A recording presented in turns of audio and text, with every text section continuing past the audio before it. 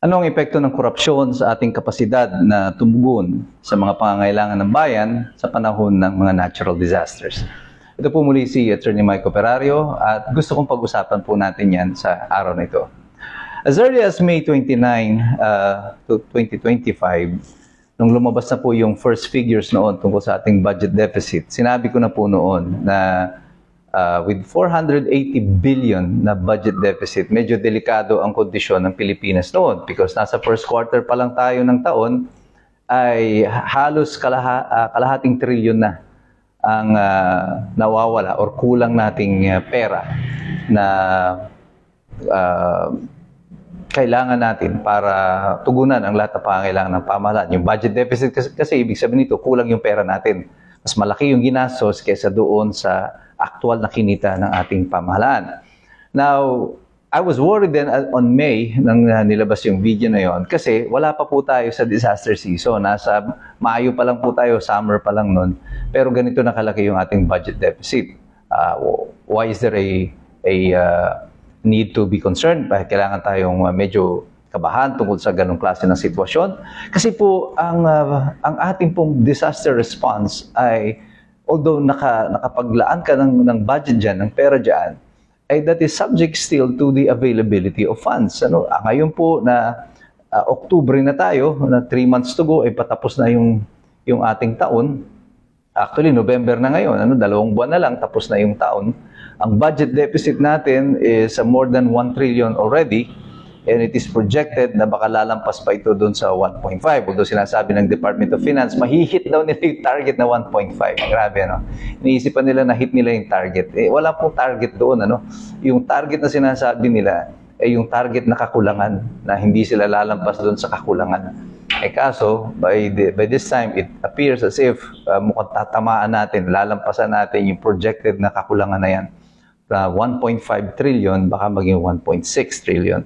Yung magiging projected na budget deficit natin. Ngayon, kung kulang ang pera, saan natin kukunin yung pang-responde natin sa mga natural disasters? Ito pong sineset daw ng Malacanang ay 760 million ang i-release nila sa mga disaster hit areas sa Kabisayan, kagaya ng Cebu, ang Negros, Eastern Samar, at iba pang mga karating ng mga probinsya. 760 million pesos, not even 1 billion. Sa Cebu pa lamang po, sinasabi ni Governor Baricuatro, 24 billion ang ginastos nila sa mga flood control projects. Nasaan yung flood control projects? Well, apparently, hindi ito either hindi nag-exist o hindi siya naging epektibo sa pagkontrol ng flood. Apparently, mukhang hindi lang siya hindi naging epektibo. I think it aggravated the situation na imbis na control yung pagbaha, ay lalo pa nitong pinalala yung pagbaha. Kasama po dun sa mga defective na mga flood control projects ay itong mga proyekto na nakasisira sa kalikasan. Ang mga minahan, pagputol ng mga puno, yung mga property development sa mga kabundukan na nagpabilis ng pagbaba ng tubig sa mga ilog at hindi na kinaya at nag-spill over ito. Dito makikita natin talaga yung serious effect of corruption sa ating bansa. Dahil laging nagiging prioridad nila ng mga ahensya ng pamahalaan kung saan sila kikita ng pera. Pag ikaw magkakaroon ng property development sa minahan, lagi po dyan merong mga lagayan, lagi may ayusan na nangyayari.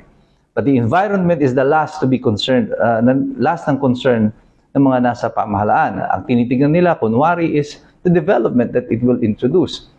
Imposible po na ikaw ay magpaplano ng development nang hindi mo inaaral yung cost of that development.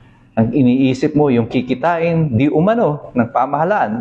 Yung kikitain na ibabayad sa pamahalaan. Pero sa tingin ko, mas malaki yung ibinabayad ng mga under the table doon sa mga opisyal na nag-a-aproba ng mga permit at ng mga ECC at kung ano-ano pa para dito sa mga property development na ito. And again, this is where corruption comes in. You cannot plan development o pag-unlad ng isang bansa o ng isang lugar na ang binibilang mo lang is the benefit without counting the cost. Yung cost ang mas mahalaga dyan. Because then, you will realize, doon mo lang malalaman, is the benefit worth the cost? Totoo nga, kikita ka ng 2 billion. Ay tingnan niyo yung naging disaster nito sa Cebu. Hindi lang po 2 billion yan. It has to be more than that. It will probably be running from 50 to 100 billion already. Yung direct cost pa lang doon sa mga bahay, at saka yung mga sasakyan, property, disruption of life, it's gonna cost even more. Yung rehabilitation of this place na parang tinamaan ng giyera sa Marawi will be even more. Hindi lang po 1 billion, hindi lang 760 million ang kailangan mo para dito. And this is where the cost comes in. Yung pong halaga ng nawawala sa atin ng dahil sa korupsyon at dahil sa pagkawalang bahala sa importansya ng pagprotekta natin sa ating kalikasan. Dahil sa interes na politikal ng ilan at interes na pinansyal ng mga namumuno sa kasalukuyan. Kaya po tayo ay kailangan na patuloy na nag-voice, na nagboboses ng ating concern laban dito sa korupsyon. Pero hindi ka pwedeng tumutol sa korupsyon na ang nilalabanan mo lamang ay ang korupsyon. Because ang korupsyon ay hindi tao. Hindi mo yan pwedeng ipakulong. Hindi mo yan pwedeng managot. Corruption is an act. Ang kailangan mong habulin dito, ang kailangan mong tuligsain dito is not corruption, kundi yung mga korap tao, kapatid, ang dapat nating pinagsasalitaan at hinahabol dito. At hindi lang yung idea ng korupsyon. Pag sinasabi ninyo, labanan natin ang korupsyon, pero hindi mo mabanggit kung sino yung korap na nilalabanan mo, tumigil ka na. Isa kang duwag. Wala kang masabi kung sino yung korap na sinasabi mo. Hindi mo pwede ipakulong yung korupsyon na yan. Sabihin mo, labanan mo kung sino yung tao ng mga korap. Diyan lang magkakaroon tayo ng epekto itong laban na ito para sa pag-aayos ng ating pamahalaan.